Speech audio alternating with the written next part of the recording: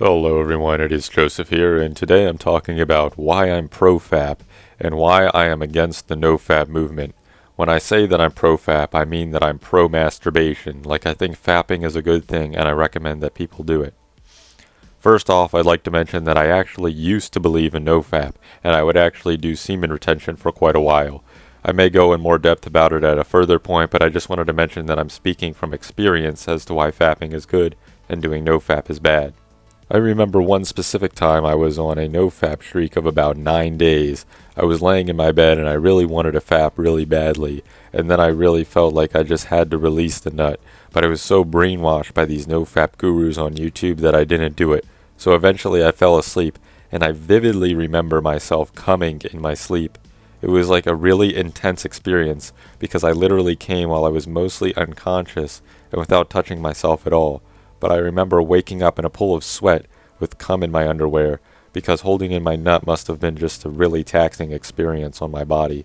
The reason why I bring this story up is because it proves that semen retention is literally impossible and that it goes against your body's senses. There's a reason why so many guys quote unquote fail NoFap. It's because it's just unnatural and not good for your body. Your body naturally wants to and needs to release semen, and fapping feels good. When you do things that make yourself feel bad, it's bad. Common sense should tell people that, but there's an ever-growing trend online that hurting yourself and calling it self-improvement is a good thing, such as restricting what you eat or how much you eat, despite your body being in discomfort, and going to the gym, which is just torturing yourself.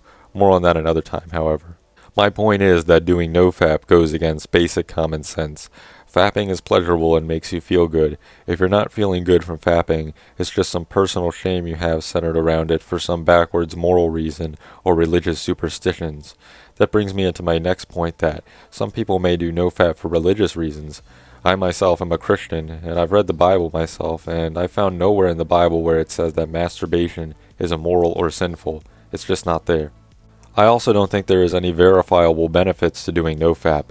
As someone who hasn't fapped for weeks before, I only felt more stressed out.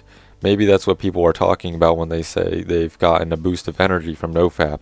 It's the stress. They are motivated by the stress and feel more alert, the same way how caffeine produces stress hormones. Another reason why some people may feel an energy boost is due to semen requiring certain vitamins and nutrients to produce, and some people may be low in those nutrients or just have low testosterone. It's also a myth that fapping lowers your testosterone.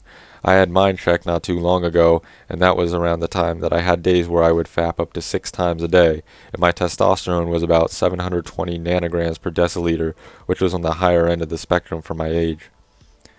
There even seems to be some people who think that NoFap will help you attract girls, which is just absurd when you think about it.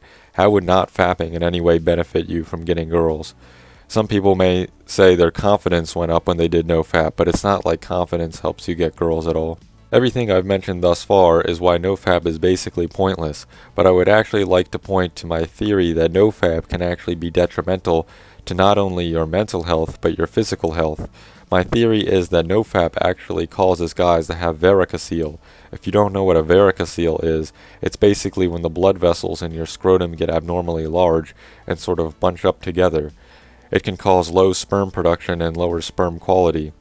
I thought about it after I had developed them after doing NoFap, and then I saw a popular NoFap YouTuber, Hamza, talking about how he got varicocele too.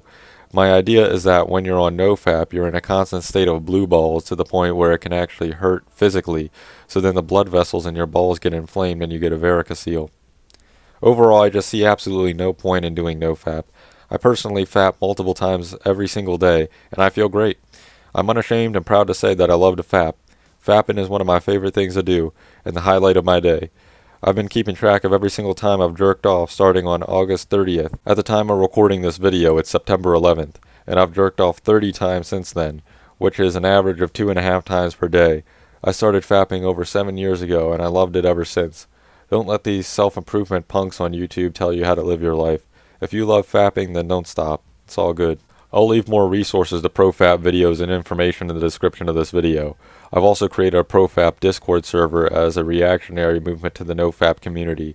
Feel free to join that as well, link in the description. That's all for this video. Make sure to share this with some guys you know who do NoFap or think NoFap is good, and maybe we can really start changing people's minds. Because being Profap doesn't just mean being pro-fapping, it also means being against NoFap. Peace.